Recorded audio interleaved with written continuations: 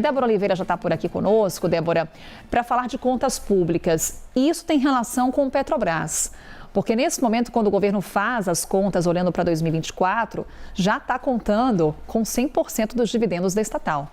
Pois é, 100%, aliás, fez diferença esses dividendos, inclusive agora nessas contas do governo, nesse relatório que a gente teve agora, que abriu espaço para um maior gasto agora do governo, inclusive, mas também aumentou um pouco o nosso déficit no final das contas. E por que foi possível abrir esse espaço? E eu vou até lembrar para vocês que logo lá no início do ano a gente teve um bloqueio de quase 3 bi ali do orçamento, que poderia, ter sido contingenciado caso não tivesse um aumento, de receita em contrapartida, ou seja, o arcabouço prevê isso. Como o arcabouço também prevê essa antecipação de gastos, esse espaço que foi aberto agora a partir do segundo relatório divulgado, já é previsto isso na lei. E por que foi possível? A gente teve aí, vindo o dividendo da Petrobras, a gente teve arrecadação recorde novamente, Carol, a gente tem tido um aumento de arrecadação e isso tem sido comprovado já pelos últimos dados de arrecadação. A gente falou sobre isso durante essa semana, inclusive. E, além disso, ainda teve a aprovação do DPVAT. Lembra, Carol? Que incluiu aquele crédito. Que inclui aquele crédito também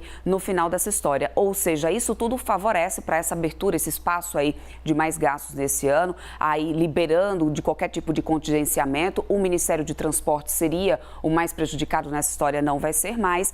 Porém, uma observação e o que fica aí no radar, dos investidores é certamente esse aumento do déficit fiscal. O que é o déficit, gente? É o cheque especial, ou seja, você está gastando ali mais do que tem na sua conta fica negativa. Apesar de ter esse aumento previsto já nesse déficit, Carol, a gente ainda está dentro do limite do arcabouço. Isso é importante ser frisado. A gente tinha até então o déficit previsto na casa dos 9 bi, passou para 14 bi agora. A gente pode ir até 28 bi de déficit esse ano.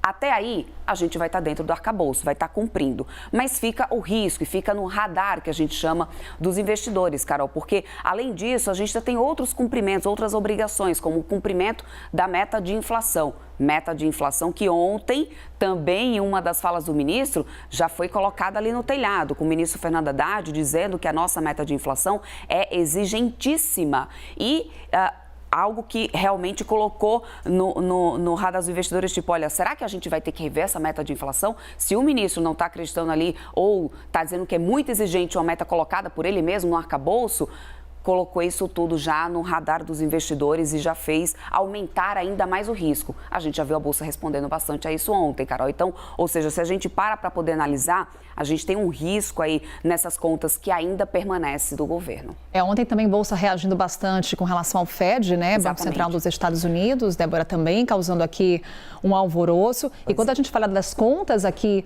do governo, essa tolerância que a gente tem de um déficit de até 28 bi, porque quando você coloca essa meta de zerar déficit, você tem uma margem ali de 0,25% do PIB. E isso equivale a 28 bilhões e 800 milhões de reais. Então, o governo ainda tem um espaço. Ainda tem um espaço, ainda tem cheque especial ali para poder ser utilizado, Carol. Mas é exatamente como você muito bem lembrou. Tanto teve esse cenário aqui interno, com essas falas do ministro em relação à inflação e tudo mais. Além disso, ainda teve essa questão da ata do Banco Central, da decisão do Banco Central lá dos Estados Unidos, que no final das contas veio bem mais dura e olha, tirou qualquer sinalização de que poderia cortar juros. De agora, a Bolsa deu uma disparada com isso. Dólar também subindo. Débora, obrigada. Obrigada. Daqui a pouquinho a gente conversa mais.